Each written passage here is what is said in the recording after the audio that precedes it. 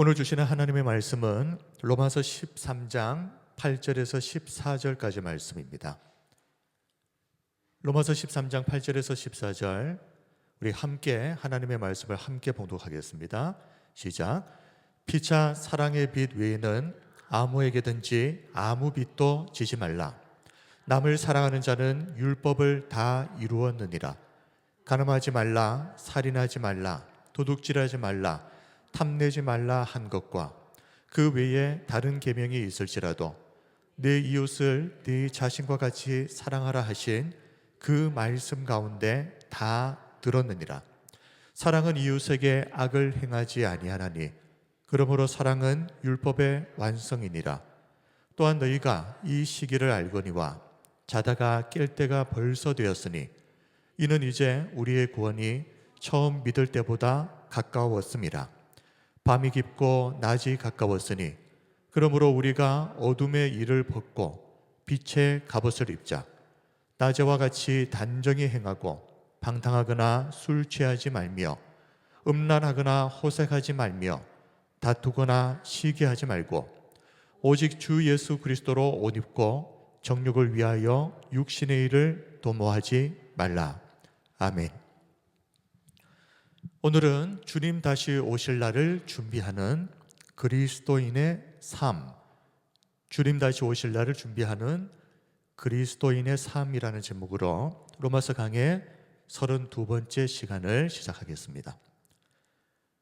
본론에 들어가기 앞서서 먼저 한 가지 분명하게 짚고 넘어갈 것이 있습니다. 주님은 반드시 다시 오신다는 것입니다. 재림, 더 세컨드 커밍. 주님은 반드시 다시 오신다. 신약 성경에서만 약 300번 이상 언급될 정도로 이 재림은 기독교 신앙의 핵심이라고 할 수 있습니다. 사도행전 1장 11절을 보면 부활하신 예수님께서 승천하실 때 그 모습을 넉넉히 지켜보던 제자들을 향해서 천사들이 이렇게 말합니다. 이르되 갈릴리 사람들아 어찌하여 서서 하늘을 쳐다보느냐.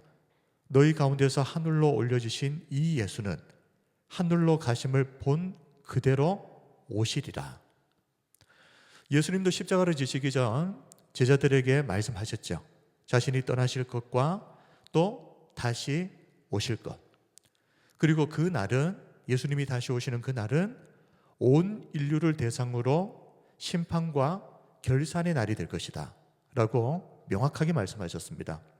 마태복음 25장 31절에서 33절까지 말씀이 그 말씀입니다. 인자가 자기 영광으로 모든 천사와 함께 올 때에 자기 영광의 보좌에 앉으리니 모든 민족, 그랬습니다. 모든 민족을 그 앞에 모으고, 그리고요 각각 구분하기를, 목자가 양과 염소를 구분하는 것 같이 하여 양은 그 오른편에 염소는 왼편에 두리라 라고 말씀하십니다. 그러므로 예수님의 재림은 단순히 이 세상이 끝나는 날이 아닙니다. 어떤 사람에게는 공적인 심판의 날이 될 것입니다. 또 어떤 사람에게는 보상의 날이 될 것입니다. 계시록 22장 12절 말씀을 우리 같이 함께 한번 읽겠습니다. 시작. 보라 내가 속히 오리니 내가 줄 상이 내게 있어 각 사람에게 그가 행한 대로 갚아주리라. 그가 행한 대로 갚아주시는 날, 그 날이 바로 예수님의 재림의 날입니다. 그런데 우리가 한 가지 놓쳐서는 안 되는 중요한 사실이 하나 있습니다. 이 날은 그동안 우리가 밖으로 드러내놓고 행동하지는 않았지만 평소 마음속에 품고만 있었던 그런 내면의 동기와 생각도 모두 밝히 드러나는 날입니다. 그리고 그 마음속에 품고 있었던 그 생각에 대한 심판도 판단도 받게 되는 날이 바로 예수님의 재림하시는 날이다. 이 사실을 우리가 잊지 말아야 됩니다. 고린도전서 4장 5절을 한번 보십시오. 그러므로 때가 이르기 전 곧 주께서 오시기까지 아무것도 판단하지 말라. 그가 어둠에 감추인 것들을 드러내고, 자, 주님이 오시는 날 이런 일들이 일어난다는 것입니다. 어둠에 감추인 것들을 예수님이 드러내신다. 그리고 마음의 뜻을 나타내시리니 그때에 각 사람에게 하나님으로부터 칭찬이 있으리라. 예수님은 밖으로 드러난 행동 그 자체보다도 무엇을 더 중요히 여기실까요? 그 행위를 만들어낸 근본 원인, 그 뿌리가 되는 마음속의 생각입니다. 이 마음의 동기를 예수님은 더 중요하게 여기십니다. 예를 들면 바리새인들은 행함에 있어서는 흠잡을 데 없이 훌륭했던 사람들입니다. 율법의 그 조항 하나하나를 바리새인들보다 더 잘 지켰던 사람이 있었겠습니까? 그러나 예수님은 이 바리새인들을 향해서 그들의 내면이, 이 속이 위선으로 가득 차 있다라고 말씀하시면서 회칠한 무덤이라고까지 말씀하셨습니다. 마태복음 23장 27절, 화 있을진저 외식하는 서기관들과 바리새인들이여 회칠한 무덤 같으니 겉으로는 아름답게 보이나 그 안에는 죽은 사람의 뼈와 모든 더러운 것이 가득하도다. 바리새인들이 겉으로 드러나는 행동은 흠잡을 데가 없었지만 예수님은 뭘 더 중요하게 보신다는 겁니까? 그 바리새인들의 마음 속 생각을 보신다는 겁니다. 그 사람들이 무슨 동기로 어떤 목적으로 그런 행동을 했는지 속에 숨겨져 있는 마음의 동기를 더 중요하게 보신다.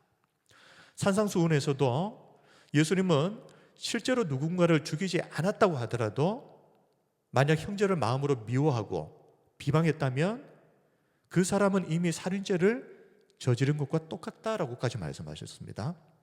마태복음 5장 21절 22절, 옛 사람에게 말한 바 살인하지 말라, 누구든지 살인하면 심판을 받게 되리라 하였다는 것을 너희가 들었으나, 구약 성경에 율법에 기록된 내용입니다. 그러나 22절에서는 예수님은 이렇게 말씀합니다. 나는 너희에게 이르노니 형제에게 노하는 자마다 심판을 받게 되고 형제를 대하여 라가라 하는 자는 공회에 잡혀가게 되고 미련한 놈이라 하는 자는 지옥불에 들어가게 되리라. 실제로 살인을 한 것도 아닙니다. 그런데 예수님은 형제를 비방하고 또 형제를 향하여서 미워하는 그런 마음을 품은 것 자체가 이미 살인한 것과 똑같다. 그 내면의 동기를 가지고 평가하신다는 것이죠. 간음도 마찬가지입니다. 행동으로 옮기지 않았다고 해도 음욕을 품고 여자를 누군가를 바라보는 순간 이미 그 사람은 마음으로 간음을 했다라고 예수님은 말씀합니다. 마태복음 5장 27절 28절, 또 간음하지 말라 하였다는 것을 너희가 들었으나 나는 너희에게 이르노니 음욕을 품고 여자를 보는 자마다 마음에 이미 간음하였느니라. 마음속에 생각만 했을 뿐인데 행동을 한 것과 똑같이 하나님은 여기신다. 그런데 오히려 좀 더 정확하게 말하면 행동으로 드러나지 않았다고 해도 예수님이 생각하시는 더 중요하게 여기시는 것은 마음속의 동기, 생각이라는 것을 보여주는 것입니다. 그래서 예수님이 재림하시는 그날이 되면 우리 마음 안에 그동안 드러내 놓지는 않았지만 꼭꼭 숨겨두었던 모든 것들이 예수 그리스도의 빛 가운데 다 폭로되고 다 드러나게 되는 날, 그날이 언제라고요? 예수님이 재림하시는 날. 그런 일이 일어난다는 것입니다.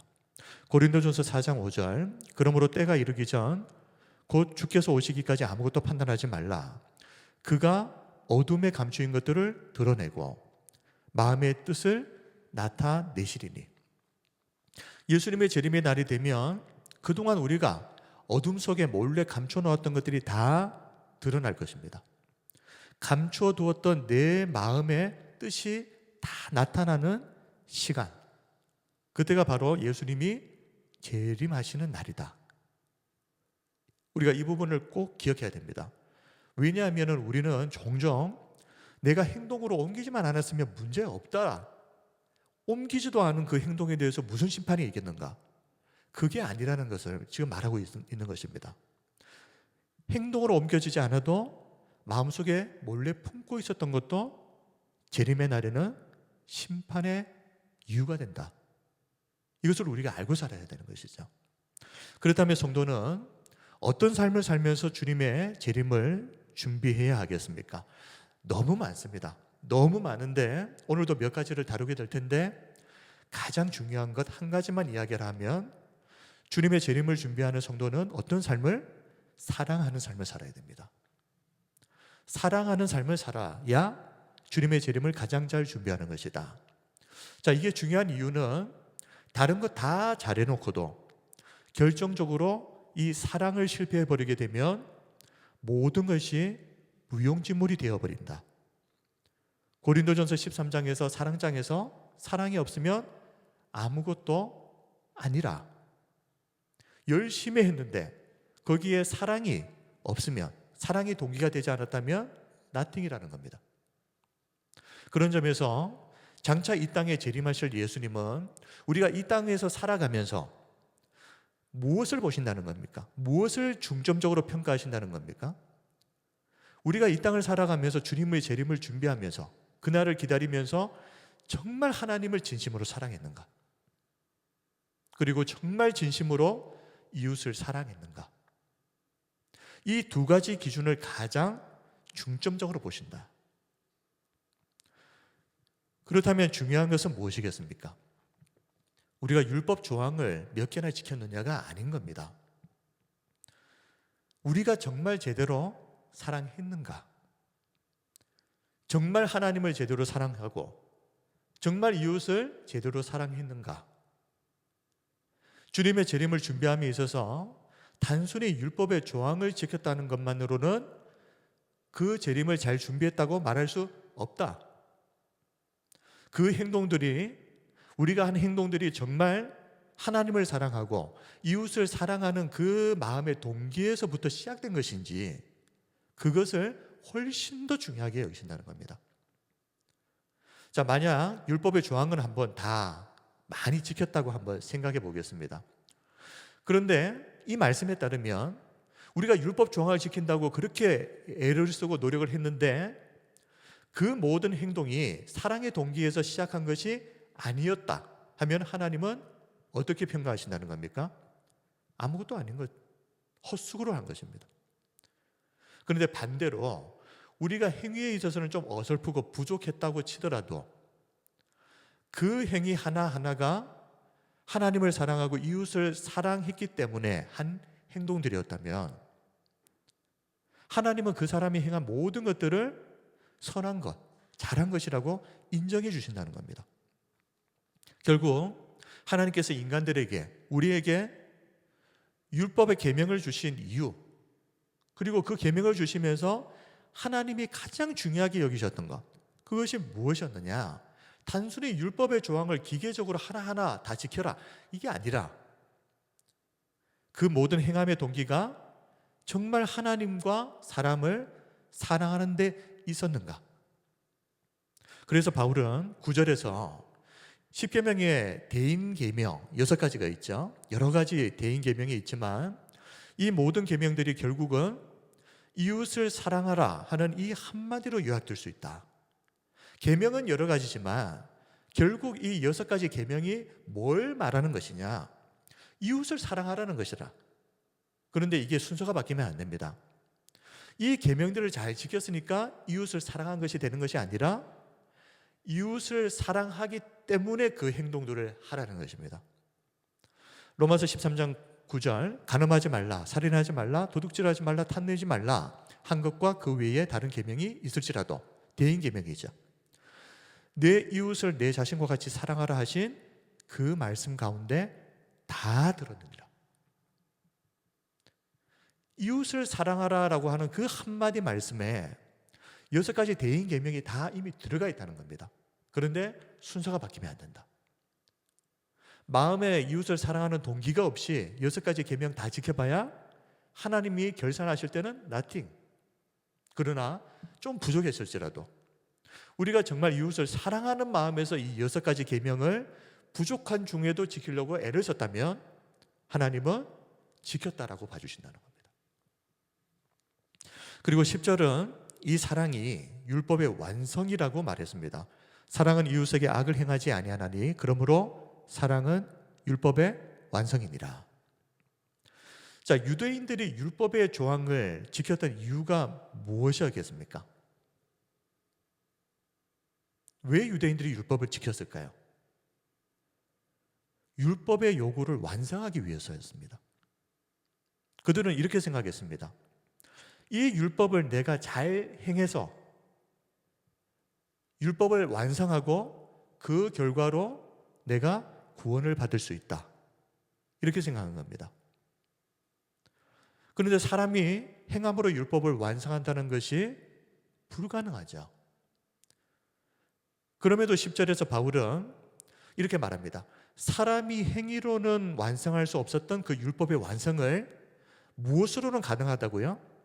사랑으로는 가능하다는 겁니다. 자, 무슨 말이겠습니까?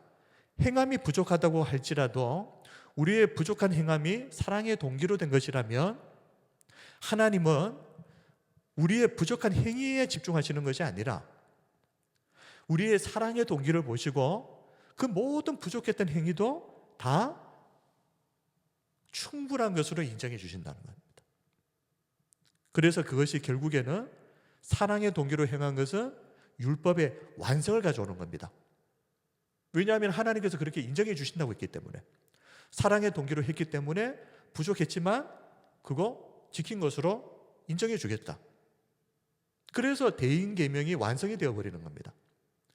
대신계명 4가지도 마찬가지죠. 우리가 이 4계명을 어떻게 평생 살면서 제대로 정확하게 완벽하게 지킬 수 있겠습니까? 그런데 부족하다 할지라도 우리 마음속의 동기가 하나님을 너무나도 사랑하기 때문에 부족하지만 그 계명을 지키려고 애를 썼다면 하나님은 뭘 보신다고요? 부족한 행함을 보시는 것이 아니라 그 마음의 동기를 보시고 그 부족한 행함들을 다 충분하다고 인정해 주신다는 겁니다. 그래서 완성이 되는 겁니다. 유대인들은 잘못 생각했죠. 자신들이 행함으로 그것을 완성할 수 있다고 생각했습니다. 그러나 하나님은 부족할지라도 사랑의 동기로 행한 것은 행한 것으로 인정해 주신다. 그게 율법을 완성하는 겁니다. 그래서 하나님이 우리에게 정말 원하시는 것이 무엇이겠습니까? 어떤 일을 하든지 사랑의 동기로 행하기를 원하시는 겁니다. 부족해도 괜찮습니다. 어설퍼도 괜찮습니다. 하다가 실패해도 괜찮습니다. 그러나 하나님은 그 모든 것이 사랑의 동기로 행한 것이기를 원했습니다. 유대인들은 그게 아니었죠. 스스로 의를 이루려는 교만함 때문에 시작한 일이었습니다. 그러나 하나님은 사랑의 동기로 해라는 겁니다. 그래서 성도 한 사람 한 사람이 이 땅에서 하나님이 말씀하신 그 율법을 완성하는 삶, 사랑으로 그 율법을 완성해 가는 삶을 살기를 하나님이 정말 원하신다. 그런 점에서 성도가 주님의 재림을 준비함에 있어서 가장 중요한 것은 단순히 율법 행하는 게 아니다. 예를 들면 선한 행동하고 율법의 조항 하나도 어기지 않고 잘 지키는 것, 그게 아니다. 정말 중요한 것, 성도가 예수님의 재림을 준비하면서 가장 중요한 것은 어떤 일을 행하든 사랑의 동기로 행하는 것. 자, 그런데 오늘 본문 말씀 중에 해석에 있어서 좀 이해하기 어려운 구절이 하나 있습니다. 8절입니다. 로마서 13장 8절, 피차 사랑의 빚 외에는 아무에게든지 아무 빚도 지지 말라. 남을 사랑하는 자는 율법을 다 이루었느니라. 자, 바울은 사랑의 빚 외에는 어떤 빚도 지지 말라 이렇게 말했습니다. 사랑의 빚이 뭘 말하는 걸까요? 그리고 왜 사랑의 빚은 져도 된다라고 말하는 것이겠습니까? 여기서 말하는 사랑의 빚은 사람과 사람 사이에서의 빚을 말하는 게 아닙니다, 사실은. 이것은 우리가 하나님께 받은 사랑의 빚입니다. 그런데 이 사랑의 빚은 우리가 아무리 열심히 갚으려고 애를 쓰고 노력해도 절대 다 갚을 수가 없는 압도적으로 큰 빚이죠. 절대 못 갚습니다. 그런데 보통 우리는 어떻게 생각하는가 하면 우리가 상식적으로 이렇게 생각하는 겁니다. 자, 우리가 말씀에 순종해서 사랑을 실천했다. 그러면 이 빚은 시간이 갈수록 조금씩 줄어들 것이다 이렇게 생각하시죠. 그런데 그럴 수가 없습니다, 사실. 줄어들 수가 없는 겁니다. 우리가 빚을 갚아 나가는 것보다 하나님은 항상 더 큰 사랑을 우리에게 지금도 베풀어 주시고 계시기 때문에 시간이 지날수록 오히려 반대 현상이 일어나 버립니다. 하나님께 받은 사랑의 빚은 더 계속 늘어나는 겁니다. 더 커져 버리는 겁니다. 이런 속성을 가지고 있는 겁니다. 즉 갚으려고 노력해도 시간이 갈수록 오히려 더 계속 늘어나는 것이 하나님이 우리에게 베풀어 주신 사랑의 빚의 속성이다 하는 것이죠. 그런데 바울이 도저히 다 갚을 수가 없는 불가능한 이 하나님이 주시는 사랑의 빚은 져도 된다라고 말하는 이유가 뭐겠습니까? 갚지 못하는데 그 빚은 져야 된다. 그것은 하나님이 이 사랑이 없었다면 우리는 존재조차 할 수 없기 때문입니다. 하나님의 사랑이 빚졌기 때문에 우리는 구원받을 수가 있었고, 하나님의 사랑이 빚을 졌기 때문에 우리는 지금도 살아갈 수가 있는 겁니다. 그래서 갚을 수 없는 빚이지만 이 사랑의 빚은 져야 된다는 겁니다. 근데 지금부터 정말 중요한 부분에 대해서 이제 말씀을 드릴 텐데, 자, 그렇다면 우리가 하나님께 사랑의 빚을 졌는데 이 빚을 갚아가는 방법이 무엇인가?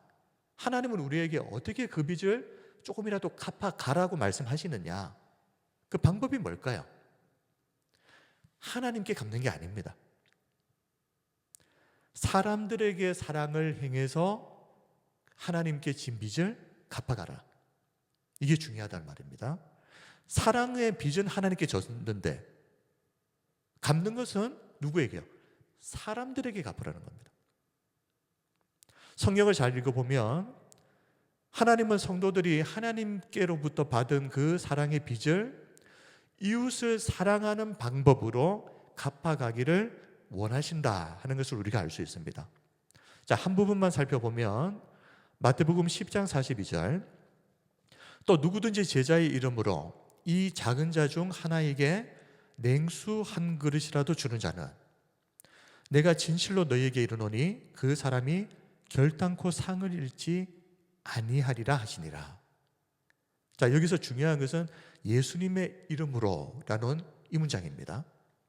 왜 우리가 사람에게 사랑을 행함으로 그것이 하나님의 사랑의 빚을 갚아갈 수 있는 것이 될 수 있느냐?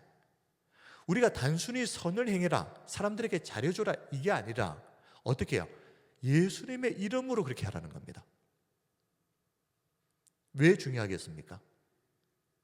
우리가 그런 선한 행위를 하는 이유가 예수님으로부터 받은 그 사랑의 빚이 있기 때문에 우리가 이렇게 하는 것이다 라는 것을 세상 앞에 다 드러내라는 겁니다. 자, 그렇게 되면 어떻게 되죠? 결과적으로 우리가 사람에게 선을 행했는데 그 행위를 통해서 드러나는 것은 세상 가운데 하나님의 영광이 나타나게 되는 겁니다. 그것을 하나님이 주신 사랑의 빚을 갚아가는 것으로 쳐주신다는 거죠. 우리가 하나님께 뭘 어떻게 해서 갚을 수 있겠습니까? 우리가 하는 착각 중에 하나가 내가 예배를 드려드리고 내가 헌금을 좀 내드리고 내가 봉사를 좀 해드리고 이렇게 하나님을 위해서 뭔가 내가 해드리면 그걸 빚을 갚을 수 있다라고 생각하는 대단한 착각이죠, 이거는. 그렇게 해서 우리가 받은 것에 대해서 뭘 갚을 수 있단 말입니까?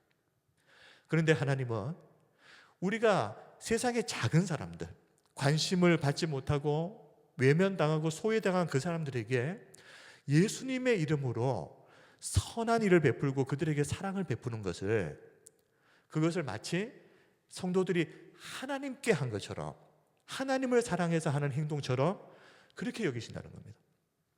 그리고 결과적으로는 그런 행동들이 예수님의 이름으로 행했기 때문에 세상에 하나님의 영광을 나타내는 것이 또 되어버립니다. 그러므로 하나님의 사랑을 갚기 위해서는 무엇을 하라는 것입니까? 이웃에게 사랑을 베푸는 삶을 살아야 된다는 겁니다. 그리고 성도가 이웃에게 사랑을 행할 때, 베풀 때에는 항상 어떤 마음이어야 됩니까? 교만한 마음이 아니죠. 하나님께 빚진 것을 내가 지금 갚고 있다는 마음. 그래서 겸손하게 선을 행해야 됩니다. 이렇게 이웃에게 사랑을 행하면서 하나님께 진 사랑의 빚을 갚아가는 이 과정이 율법의 완성을 향해서 나아가는 과정, 10절 말씀이 바로 그 말씀입니다.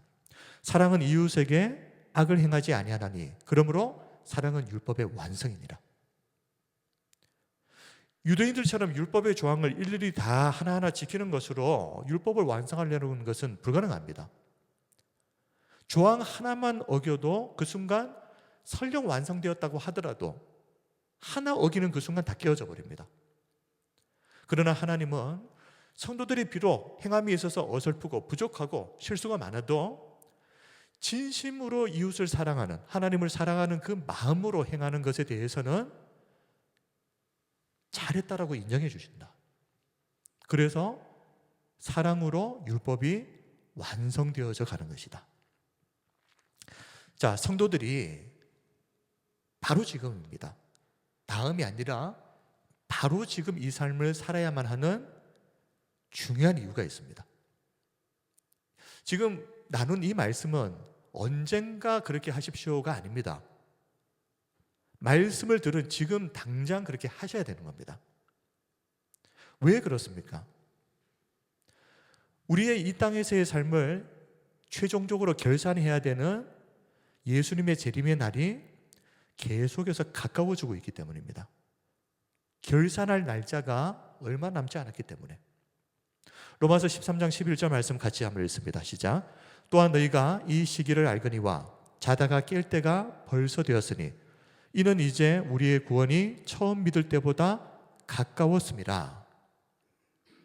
재림을 준비하며 기다리는 성도는 항상 지금 깨어서 그날을 준비하면서 살아야 됩니다. 밤이 거의 다 지났다. 이제는 낮이 가까웠다.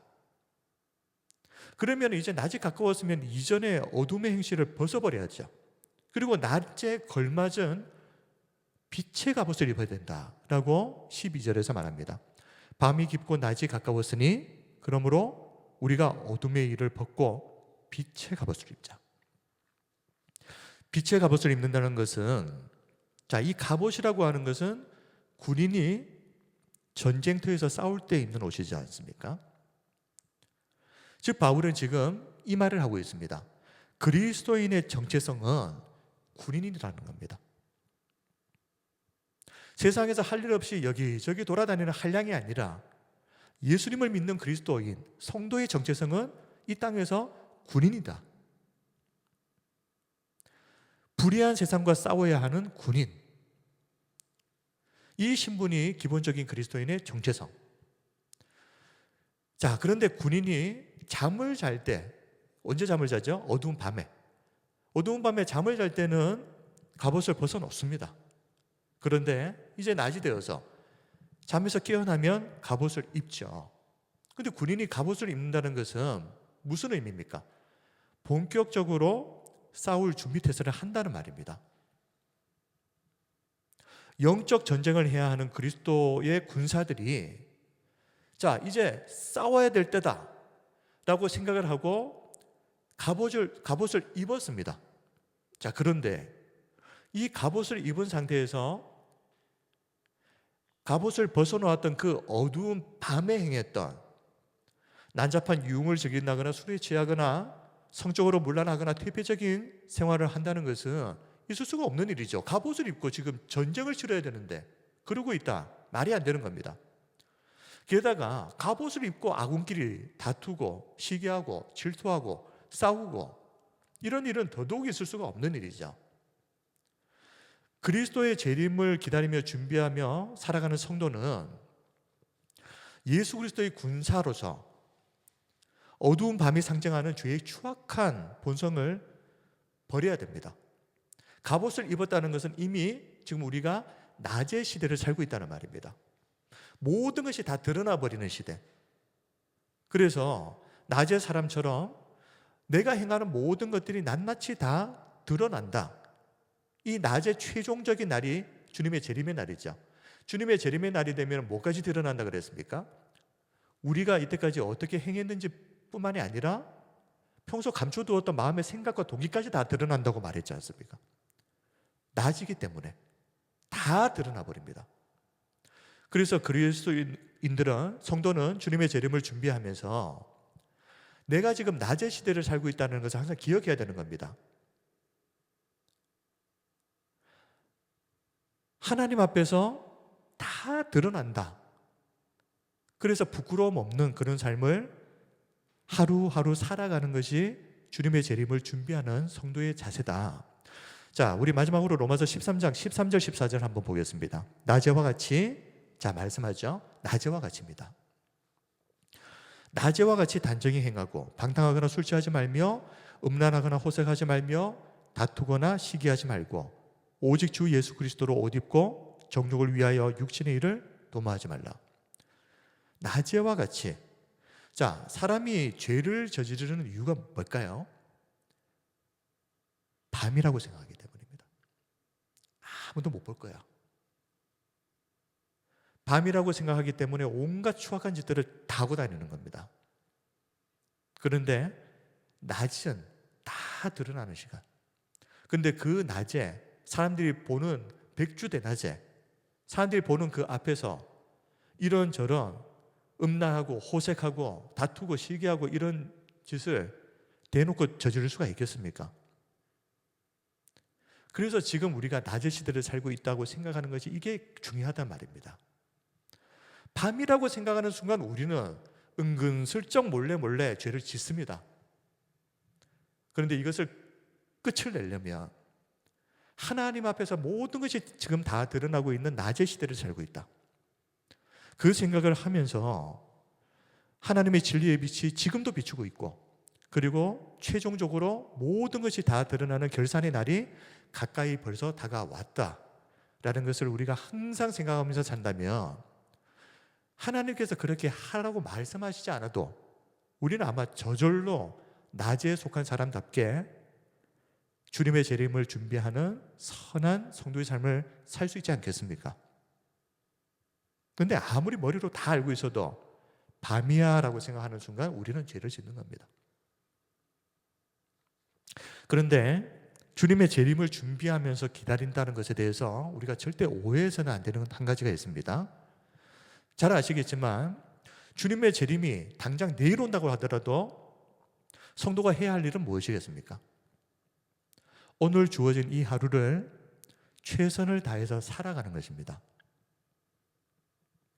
이전에 잘못된 종말론자들처럼 주님의 재림이 다 되었으니까 직장도 그만두고 아이들 학교도 안 보내고 그냥 다 모든 것을 정리해서 그렇게 아무것도 하지 않으면서 산에 올라가서 기도와 찬송만 하는 것, 이게 주님의 재림을 준비하는 성도의 모습이 아니라는 겁니다. 오늘 하루 하나님의 말씀에 순종하면서 그렇게 최선을 다해서 열심히 사셨습니까? 무엇보다도 오늘 하루를 살면서 하나님을 사랑하고 이웃을 사랑하는 그런 삶을 사셨습니까?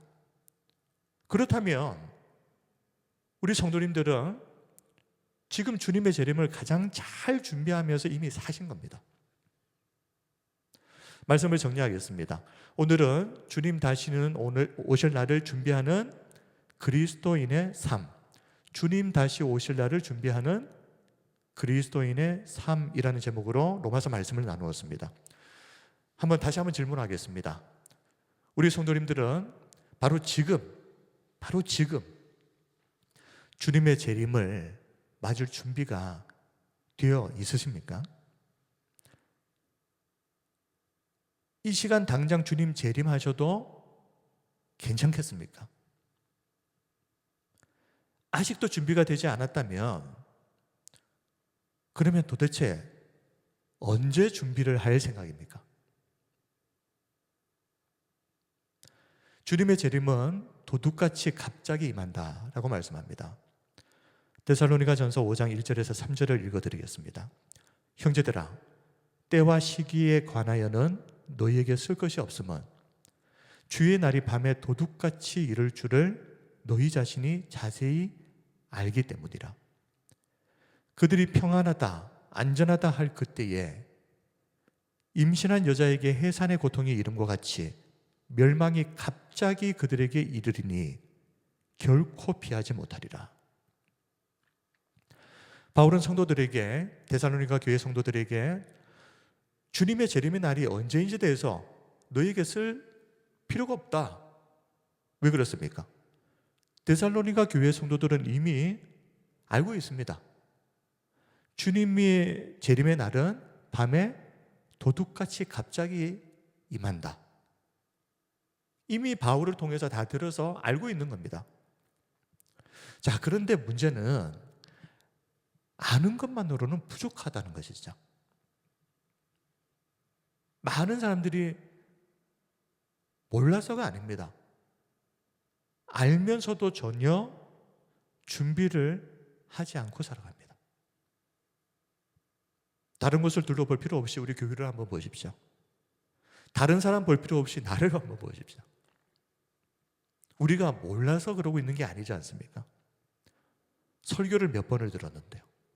성경을 몇 번 봤는데 어떻게 모를 수가 있겠습니까? 그런데 아는데 준비는 하지 않는다. 분명한 것은 이 주님의 재림의 날은 사람들이 가장 방심할 때, 가장 준비되어 있지 않을 때, 그렇게 영적으로 해이해질 때로 해이해져서 쓸데없는 일들에 매달려서 주님의 재림 까맣게 잊고 살아가는 바로 그때 주님이 갑자기 재림하실 것입니다. 우리 사랑하는 성도 여러분, 주님은 반드시 다시 오십니다. 그리고 주님 다시 오실 날이 멀지 않았습니다. 그날은 점점 더 가까워 오고 있습니다. 그래서 우리는 이 시대를 말세치 말이라고 하는 겁니다. 우리는 지금 말세의 가장 끄트머리 지점에 살아가고 있습니다. 그러니 지금 준비해야 되지 않겠습니까?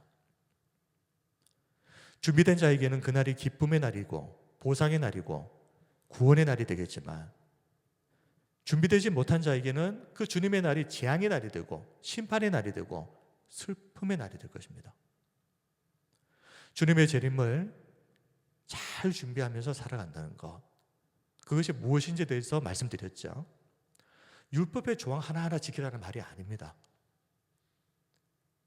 율법 조항 하나하나 종교인으로서 그렇게 잘 지키고 도덕적으로 살았다고 해서 주님의 재림을 잘 준비하는 것이냐? 그게 아닙니다. 우리가 비록 부족할지라도 우리가 행하는 모든 것의 그 동기가 하나님을 사랑하고 이웃을 사랑하는 동기에서 나온 행동이어야만 합니다. 그래야 그 행동들이 하나님 앞에서 유효하다는 것입니다. 주님이 재림하신다는 것을, 그날이 지금 가까워 오고 있다는 것을 우리는 항상 인식을 좀 해야 됩니다. 그리고 지금 우리는 밤의 시대가 아니라 낮의 시대를 지금 살아가고 있다. 밤에는 몰래 숨어서 사람들이 안 볼 거야, 아무도 모를 거야, 그러면서 이런저런 추악한 죄들을 다 저지르고 살았지만, 우리가 지금 밤의 시대가 아닌 낮의 시대를 살아가고 있다는 것을 정확하게 깨닫게 되면 감히 그렇게 못합니다. 하나님 앞에 모든 것이 지금 다 드러나고 있습니다. 그러므로 우리가 이 사실을 염두에 두고 하루하루를 살아간다는 것이 너무나도 중요하다는 것을 말씀드리고 싶습니다. 오늘 주신 이 말씀을 통해 저와 우리 모두가 주님 다시 오시는 날을 하루하루 잘 준비하면서 그렇게 살아가는 저와 우리 모든 성도님들이 다 되시기를 주님의 이름으로 축원드립니다. 아멘. 이제 우리 함께 기도하겠습니다.